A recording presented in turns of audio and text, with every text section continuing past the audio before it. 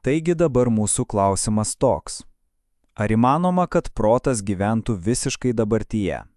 Tik toks protas neturi baimės. Tačiau norint tai suprasti, turite suprasti minties, atminties ir laiko sandarą. O ją supratus, ne intelektualiai, ne žodžiais, o iš tikrųjų visa širdimi, protu ir vidumi, būsite laisvi nuo baimės. Tuomet protas galės naudotis mintimi, nekurdamas baimės. Mintis, kaip ir atmintis, žinoma būtina kasdieniam gyvenimui. Tai vienintelis įrankis, kuriuo bendraujame, dirbame ir taip toliau. Mintis yra atminties, per patirtį, žinias, tradiciją ir laiką sukauptos atsakas.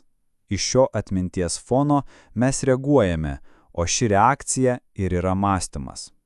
Taigi mintis būtina tam tikrais lygmenimis, bet kai mintis psichologiškai projektuoja save kaip ateitį ir praeitį, kurdama tiek baimę, tiek malonumą, protas aptemsta ir dėl to neveiklumas tampa neišvengiamas.